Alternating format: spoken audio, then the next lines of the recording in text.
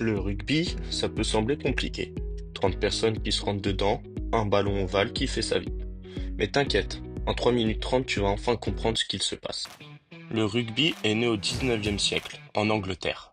Selon la légende, William Webb Ellis aurait pris le ballon à la main en plein match de foot.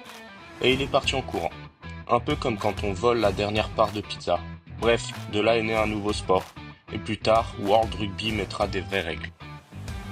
Une équipe, c'est 15 joueurs. D'un côté, les avants, numérotés de 1 à 8. Les costauds, qui foncent tout droit, ce sont généralement ceux qui chargent, et qui sont devant lors d'un ruck, prêts à réceptionner la balle. On les appelle, dans le milieu du rugby, les gros. De l'autre côté, les arrières, 9 à 15. Les rapides, les stratèges, ceux qui espèrent éviter les avants. Les avants poussent, les arrières réfléchissent. Enfin, en théorie. 1, 2, 3, les piliers et le talonneur. C'est les costauds du pack. 4 et 5, les deux grands, les deuxièmes lignes. 6, 7, 8, les troisièmes lignes, ceux qui plaquent tout ce qui bouge. Le 9, le demi de mêlée, petit mais il crie sur tout le monde, c'est celui qui ordonne le jeu.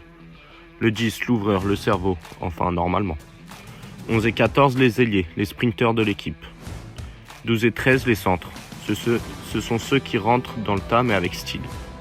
Et 15, l'arrière, le mec chargé de sauver les erreurs de tout le monde. Un match dure demi-temps de 40 minutes. La règle numéro 1, la passe se fait obligatoirement vers l'arrière. Pour avancer, tu cours.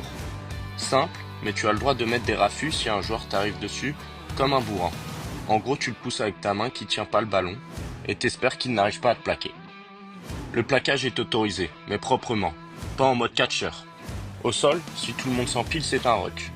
Debout, c'est un maul, et quand l'arbitre en a marre, mêlée. Les avants s'attachent et poussent comme si le frigo était au bout du terrain. Pour marquer. Un essai, ça vaut 5 points. C'est quand un joueur de l'équipe aplatit le ballon dans la zone d'embut adverse, c'est-à-dire la zone qui se trouve derrière les poteaux de l'équipe adverse. Suite à cela vient la transformation, qui vaut 2 points. Le buteur de l'équipe pose son tir au sol, c'est-à-dire le support sur lequel il pose le ballon, afin de le tirer entre les poteaux. Cependant, le tir ne se pose pas n'importe où. Il doit être sur le même axe que l'endroit où l'essai a été marqué. C'est pour cela que les joueurs essayent de le mettre entre les poteaux. La pénalité, ça vaut 3 points.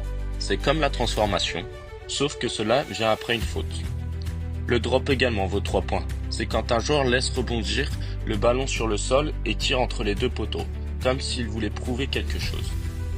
Au classement, 4 points pour une victoire, 2 pour un nul, et des bonus offensifs et défensifs. La règle la plus importante, on ne peut pas faire de passe vers l'avant. Si la balle part devant, c'est un en avant, et le jeu s'arrête. Pour avancer, il faut courir ou taper au pied. Le but du jeu, aplatir le ballon dans l'embut pour marquer un essai qui vaut 5 points.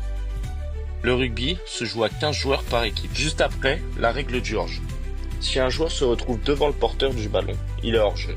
Les plaquages sont autorisés, mais seulement sous les épaules. C'est du rugby, pas du MMA. Si le ballon sort du terrain, c'est une touche.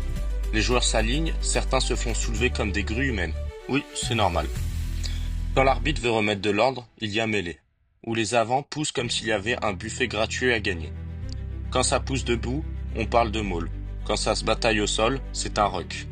Et au-delà des essais, on peut aussi marquer grâce à la transformation qui vaut 2 points, la pénalité 3 points, le drop 3 points, un coup de pied tenté au talent ou à la panique.